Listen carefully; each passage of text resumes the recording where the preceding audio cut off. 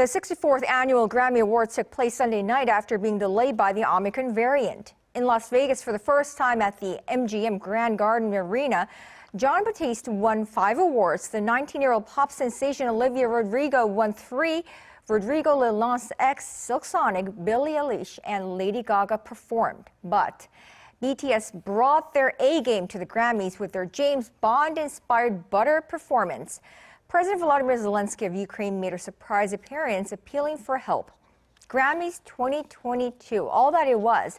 Let's pick up right where we left off last night with our music critic and analyst Youngdae Kim and Bernie Cho here on K Entertainment and Beyond. Bernie, it's wonderful to have you here in the studio. Yes. And Youngdae, good to see you again.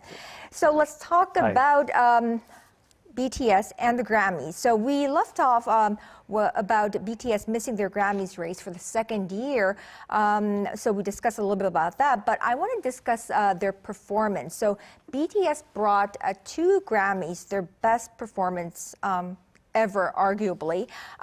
It was really masterful and mesmerizing. I mean, how would you rate their James Bond performance? I mean, was it really smooth as butter, James Bond? Oh, you had to go there. I think when people talk about sort of BTS and why they didn't win or why they got snubbed, we have to take a step back and understand and realize, and I maybe arguably respect, that the Grammy Awards is not a popularity contest for fans, listeners, or viewers. It is a popularity contest for industry insiders.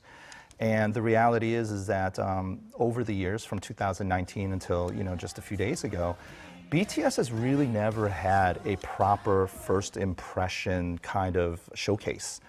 2019, they were on stage briefly to give out an award. In 2020, they were on stage briefly to collaborate with Lil Nas X for Old Town Road.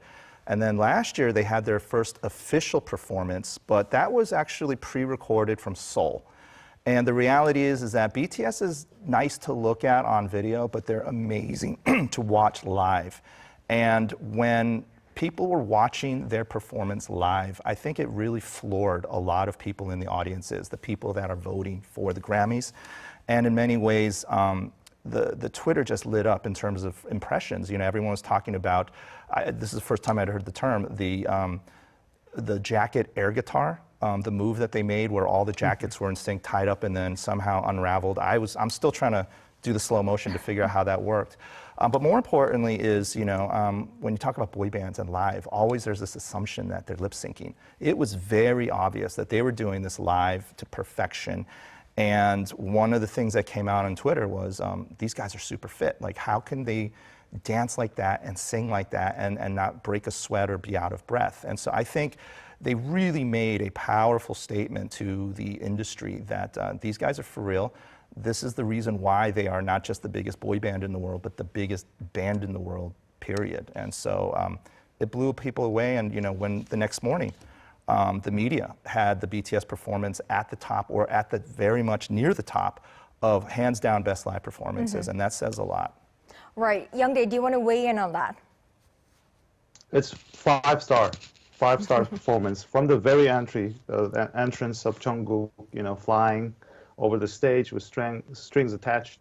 Overall, it was perfectly organized in the choreography and singing live. And well, there were a lot of small things that we could remember, the cute moments between Olivia Rodrigo and V. And but performance itself is wonderful. Probably the best butter performance I've ever seen.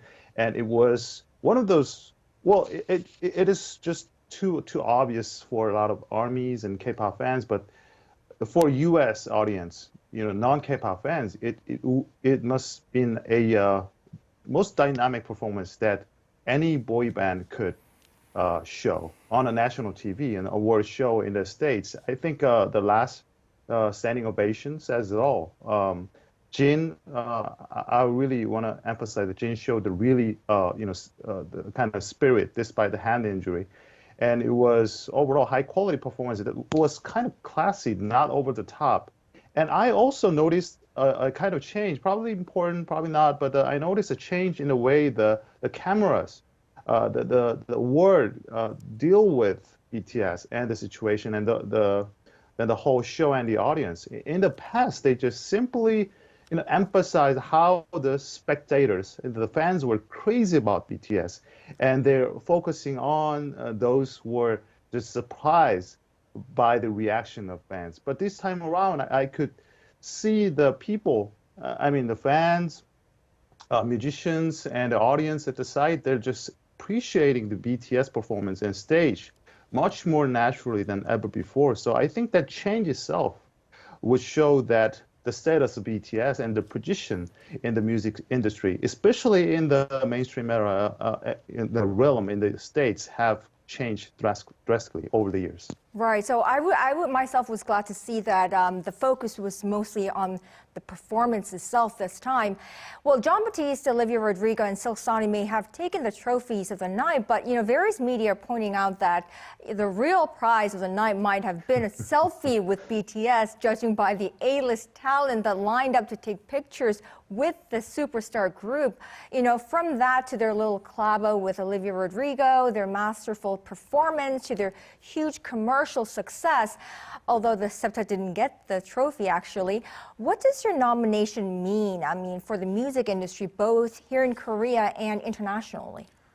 Well, I think, people have to understand that BTS's sort of quest and journey at the Grammys, it's not the end, it's the beginning. And again, as I noted before, and Dr. Kim has mentioned many, many times, is that the Grammy Awards historically and traditionally has not been so friendly to foreign acts.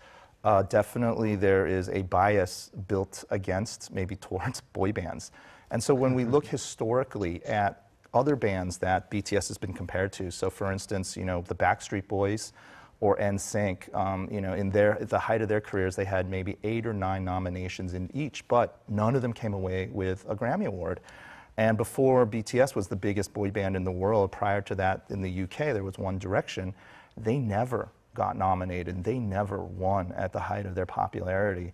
And again, if we even look a little bit sideways to artists like Justin Bieber, who is a HYBE label mate, he rolled into the Grammys with the second most nominations. He's had 22 nominations over the years, and yet he's only won 2. And so I think with BTS, their appearance this time was really a statement that they're here, they're real, and there's more to come. And I think, again, we all know that BTS is not going to stop making music anytime soon. And so I think that it's not so much a matter of if, but maybe a matter of when they'll win a Grammy. But in terms of impressing the industry, they really did it at Las Vegas, whether it was on the red carpet to live on stage. They absolutely crushed it. They killed it. They rocked it. And I think just the buzz from being there is a tremendous buildup and momentum for next year. Right. They really displayed quite a presence, right, Youngdae? Well, here's a little bit of, background and context for them probably not winning the award. So the category Best Pop, duo or group performance is actually the combination. It is the one, actually 2 awards combined in one. So Best Duo and Best Band. But historically, this award was given since 2012, but for the last 13 years, I think only 2 bands won the award. So everything else is the duo, but it's not really literally duo. It's more like one musician you're featuring others. So in that sense, I think the band traditional sense have a disadvantage, to win this award. So probably that's one of the reasons to explain BTS not winning the award. But maybe that would explain the situation this year. But as I mentioned yesterday, so in that aspect, nomination itself means everything. I think winning an award requires many different factors. Luck, timing, and so-called Grammys taste.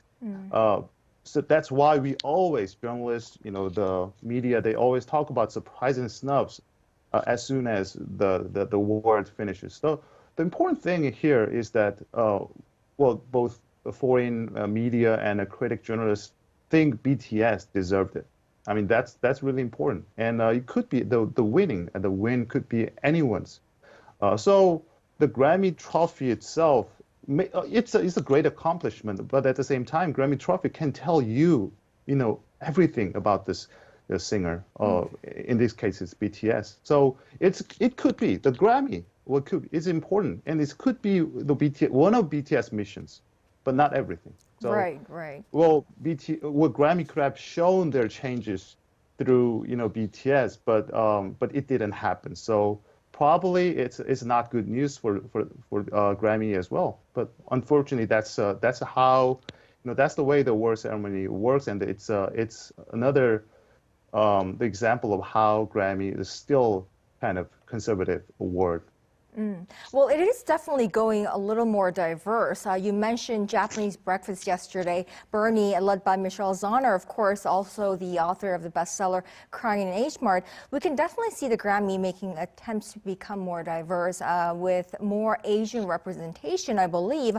What are your thoughts on Asian artists such as BTS and Japanese Breakfast being acknowledged by more people, by more international award events of such? Well, I think we need to look even a little bit broader. I mean, the Grammy Awards this year was fantastic for artists of Asian descent. Olivia Rodrigo is a Filipino American. Silk Sonic, Bruno Mars is half Filipino, and Anderson .Paak is half Korean. And those two artists, Silk Sonic and Olivia Rodrigo, I mean, they took many of the best and biggest awards. And sort of in all the hype and hysteria about the Grammy Awards, there are actually two other artists of Korean descent that actually were not only nominated, but they came away as winners, and I think they deserve a shout out as well. Korean-American violinist Jennifer Ko, she picked up a Grammy for classical instrumental solo, and in the category called Best Metal Performance, it was actually won by a band called Dream Theater, and one of the founding members, the bass guitarist John Myung, also now has a Grammy on his mantelpiece. And so, congrats to those two noteworthy Korean-American artists. So, but yeah, when we look at the big picture at not only the nominations, but the winners, the Grammy Awards this year was fantastic for Asian American and artists of Asian descent. Right. I'm really sorry to say that they didn't get as much spotlight or media spotlight as they should have.